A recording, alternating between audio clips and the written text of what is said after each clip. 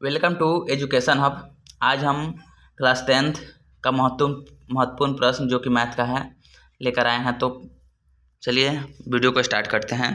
तो पहला प्रश्न है, स्क्रीन पे है आपके, देखिए। और उत्तर आपको मालूम हो तो आपको कमेंट बॉक्स में आंसर बताइए जिसका उत्तर क्या होगा। चलिए पहला प्रश्न है, 1 + tan स्क्वायर थीटा का मान क्या होता है।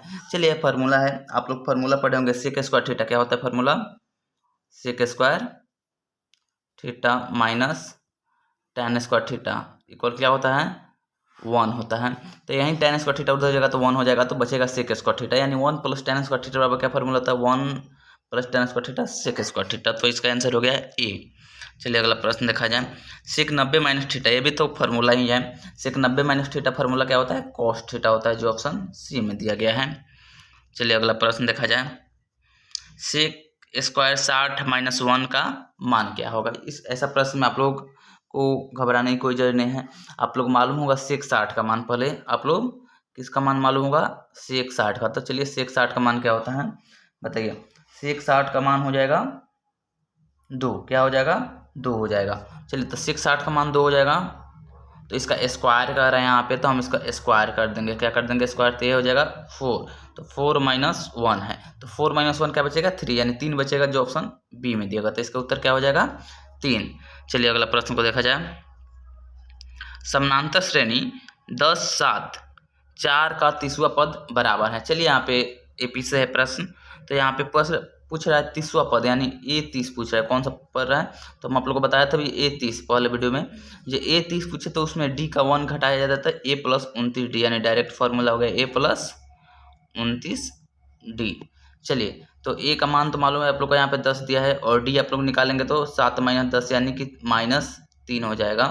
चलिए तो A यानी 10 प्लस माइनस माइनस हो गया, 29 × 3 कीजिए आप लोग, क्या होगा, तो ये हो जाएगा 87 यानी अब घटेगा तो -77, जो ऑप्शन सी में दिया गया है। क्या है, -77, जो ऑप्शन सी में दिया गया है। चलिए अगला प्रश्न को देखा जाए हम लोग, 1 से 1000 के तक सभी प्राकृतिक संख्याओं का योग क्या होगा।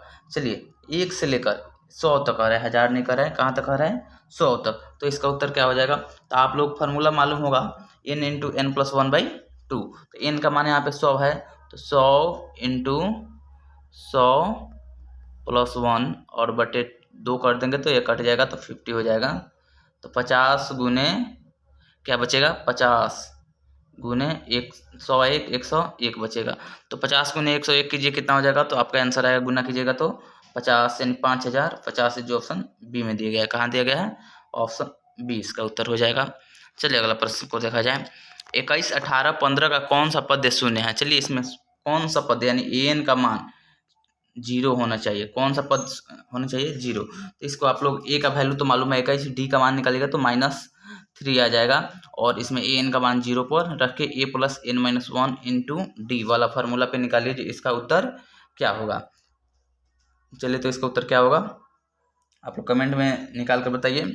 तो इसका आप लोग उत्तर निकालिएगा तो 6वां पद होगा, यानी कौन सा पद होगा, 6ठा पद। इसका कौन सा उत्तर हो जाएगा, सॉरी 6ठा नहीं होगा, आप लोग चलिए सॉल्व भी कर लिया जाए। तो यहाँ पे 0 बराबर क्या हो जाएगा, 21, आप प्लस n - 1 × d होता है, तो d का मान ±-3 n + 3 हो जाएगा। तो 21 × 3 = 24 अब -3n, तो उधर जाएगा तो 21/3, यानी कि 21 से 3 24, 24/3 यानी 8, 8वां पद हो जाएगा। सी का मान, इसका आंसर क्या हो जाएगा, सी 8वां पद। चलिए अगला प्रश्न को देखा जाए, बिंदु -3 - 5 की पाद से दूरी क्या होगी। पाद में स्थित है, सॉरी किस पाद में स्थित है। चलिए तो ये तीनों माइनस माइनस माइनस है, सॉरी दोनों माइनस है, तो इस कौन सा पाद में उत्तर होगा बताइए इसका। तो आप लोग जानते हैं कि जो प्रथम होता है वो क्या होता है, प्लस प्लस। द्वितीय जो होता है वो क्या होता है, प्लस, और एक्स का मान होता है प्लस और वाई का मान माइनस, और तृतीय होता है माइनस माइनस। तो ऑप्शन क्या हो जाएगा इसका, सी, तृतीय पाद में होगा माइनस माइनस। चलिए अगला प्रश्न देखा जाए, बिंदु 6 - 5 का एक्स नियामक क्या है। तो आप लोग जानते होंगे ये पहला वाला एक्स और दूसरा वाला वाई होता है, तो इसका एक्स नियामक क्या है, चलिए बताइए इसका उत्तर क्या होगा। तो ये एक्स नियामक 6 है, जो ऑप्शन ए में दिया गया है। चलिए अगला प्रश्न को देखा जाए, बिंदु 6 - 5 की भुज का मान क्या है, सॉरी भुजा दे दिया है इसमें, भुज होगा, यानी बिंदु 6-5 का भुज है। तो आप लोग जानते हैं एक्स अक्ष यानी को भुज कहा जाता है, एक्स अक्ष को क्या कहा जाता है, भुज, और वाई अक्ष को क्या कहा जाता है, कोटि कहा जाता है, वाई अक्ष को कोटि। तो इसमें बताइए एक्स अक्ष 6 है तो भुज का मान भी क्या हो जाएगा, 6, जो ऑप्शन ए में दिया गया है। चलिए अगला प्रश्न देखा जाए। यदि बहुपद पी एक्स बराबर x square minus 2x minus 6 के शून्य अल्फा बीटा हो तो अल्फा गुने बीटा का मान क्या होगा। ये भी फार्मूला पे है, अल्फा इंटू बीटा का मान, यानी फार्मूला क्या होता है, सी बाई ए होता है। तो सी का मान क्या है, -6 बट्टा ए का मान 1, यानी -6। चलिए ऑप्शन -6 कहाँ है, बी में है, तो इसका उत्तर हो गया बी। चलिए अगला प्रश्न को देखा जाए। यदि बहुपद एक्स स्क्वायर प्लस ए एक्स माइनस बी के मूल बराबर परंतु विपरीत चिन्ह के हो तो ए का मान क्या होगा। यहाँ पे दे रहा है मूल बराबर हो लेकिन विपरीत चिन्ह में हो, यानी एक माइनस में हो तो एक प्लस में हो, तो इसका उत्तर क्या होगा। चलिए तो इसका उत्तर निकालिए कौन सा होगा। जब विवेचक 0 आता है, क्या आता है, यानी डी का मान जब 0 आता है तो मूल समान होते हैं और विपरीत चिन्ह में होते हैं। चलिए तो इसमें डी, इसमें सॉरी ए का ना मान पूछ रहा है, मूल समान होने के लिए तो डी का मान 0 होना चाहिए, लेकिन यहाँ पे पूछा क्या जा रहा है, पूछा जा रहा है कि इसमें पूछा जा रहा है कि मूल बराबर और विपरीत दिशा में हो। तो आप लोग जानते होंगे कि बी का जिस पद में बी नहीं होता, यानी एक्स स्क्वायर इसे -9 लिख दिए, इसमें बी नहीं है तो इसमें जो होगा रूट में से निकलेगा तो एक प्लस और एक माइनस होता है, यानी इसमें जो बी का मान होता है वो 0 होता है, लेकिन इसमें बी की जगह ए दिया है तो ए का मान क्या होना चाहिए, हमारा 0 होना चाहिए। तो ए इक्वल टू क्या होना चाहिए, 0, जो ऑप्शन डी में दिया गया है। चलिए तो इसका सही उत्तर हो गया 0, यानी डी। चलिए अगला प्रश्न को देखा जाए। यदि एक्स 2 का पावर एक्स प्लस वाई बराबर 2 का पावर एक्स माइनस वाई बराबर √8 हो तो एक्स तो वाई का मान क्या होगा।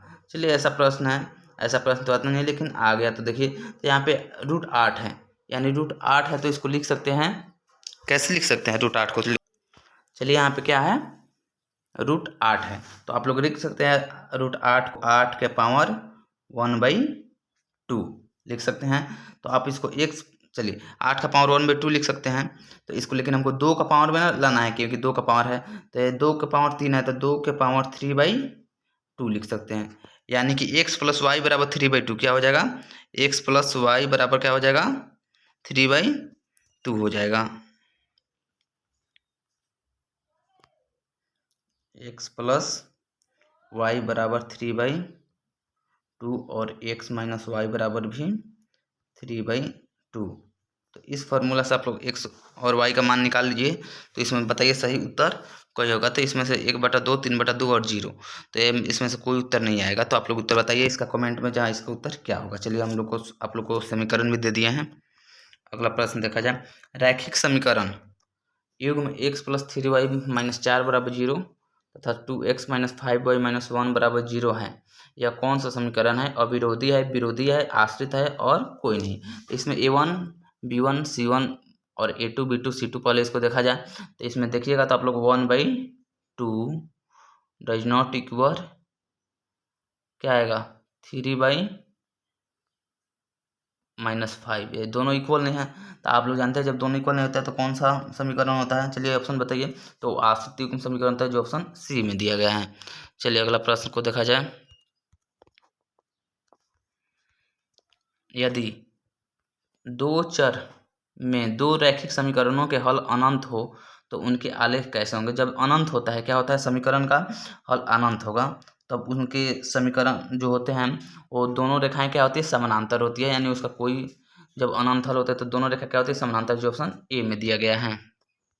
अगला प्रश्न है समीकरण निकाय x प्लस 2y बराबर 3 और 5x प्लस ky बराबर 15 के अनगिनत हल होंगे ने के लिए k के मान क्या होगा। चलिए अनगिनत हल के होने के लिए क्या होता है, a1/a2 और क्या होता है बराबर b1/b2 not equal to c1/c2।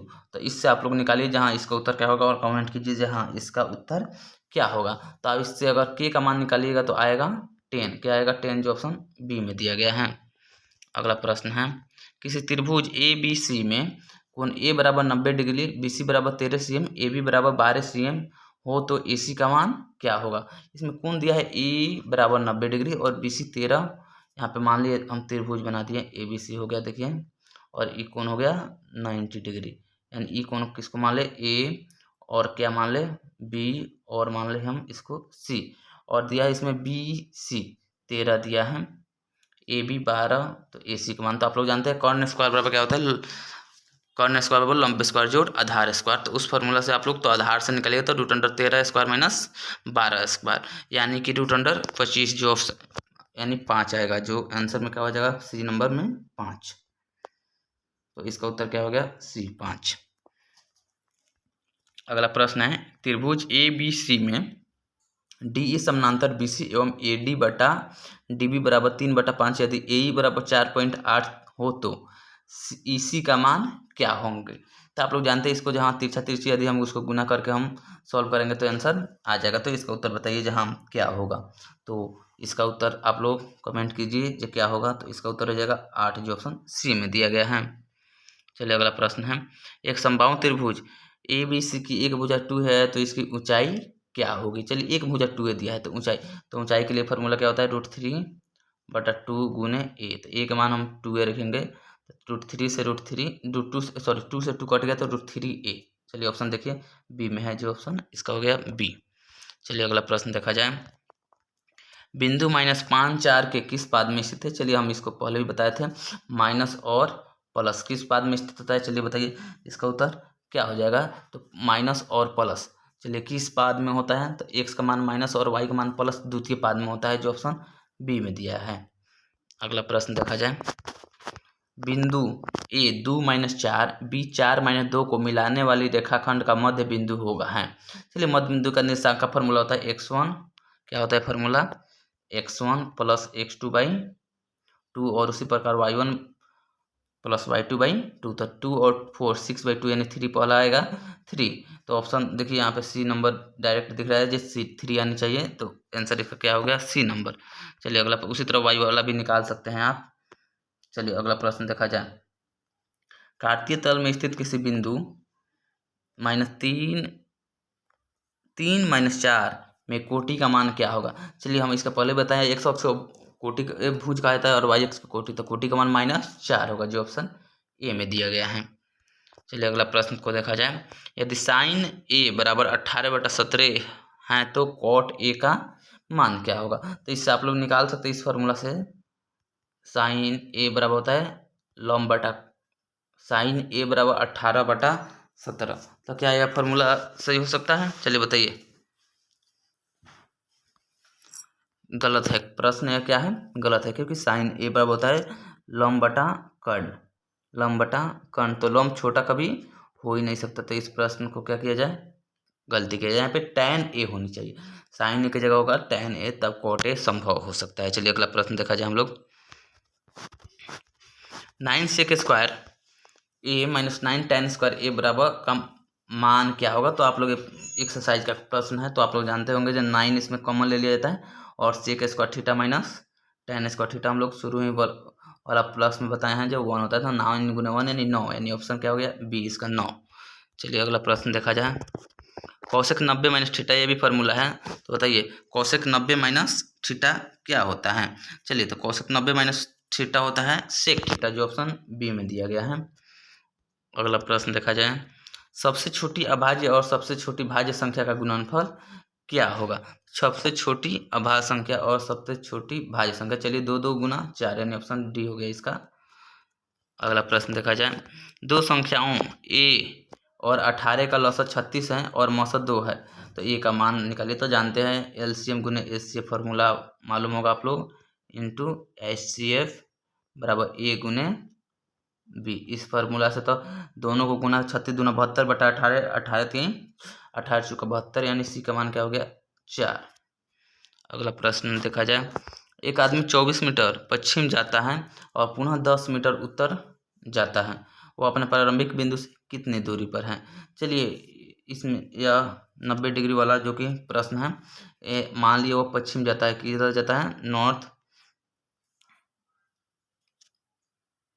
उत्तर नहीं जा रहा है इसमें, तो उसको प्रश्न पर देखा जाए, NS होता है नीचे और इधर वेस्ट ईस्ट होता है, तो इधर पश्चिम की ओर गया और फिर पुनः उत्तर की ओर गया, तो यहाँ 90 डिग्री कोण बना और यहाँ पे 24 और ये हो गया 10। तो आप लोग कर्ण लंब वाला फॉर्मूला से निकाल सकते हैं जी इसका उत्तर क्या होगा। तो इसका उत्तर हो जाएगा 26 मीटर, जो ऑप्शन सी में है। चलिए अगला प्रश्न देखा जाए। AP 2, 5, 8, 11 का नौवा पद, तो ये भी नौवा पद के लिए A9 का फॉर्मूला क्या हो जाएगा, A+8D। क्या हो जाएगा, A+8D। तो ए का मान तो 2 है, अब प्लस इसमें -3 होगा तो -8×3 = 24, यानी -22 आंसर आएगा। क्या आएगा, -22। तो नौवा पद यहाँ पे सॉरी 3 है, डी का मान -3, तो 8×3 = -24 में 2 गया, -22 आंसर होना चाहिए। तो इसमें ऑप्शन कोई नहीं दिया गया है। चलिए तो कोई ना, इसमें यह क्या है, सॉरी यहाँ पे डी का मान जो है निकालिएगा तो 5 में से 2 गया 3 हो जाएगा। तो यहाँ पे A+, तो प्लस 2 + 24 26, जो ऑप्शन डी में दिया गया है। चलिए अगला प्रश्न देखा जाए। एक समानांतर श्रेणी 4, 10, 16, 22, 28 का सार्वंतर क्या होगा। तो इसमें डी का मान है, तो अगला प्रश्न 10 में से 4 गया 6, जो ऑप्शन ए में दिया गया है। चलिए अगला प्रश्न लास्ट देखा जाए कि CAP का दूसरा पद और पहला पद का अंतर क्या कहलाता है। तो आप लोग बताएं, जो दूसरा पद और पहला पद का अंतर का सार्वंतर कहते हैं, जो ऑप्शन बी में है। तो वीडियो अच्छा लगे तो लाइक कीजिए और कमेंट कीजिए, और दोस्तों के पास शेयर कीजिए। चैनल पर नए हैं तो सब्सक्राइब कर लीजिए।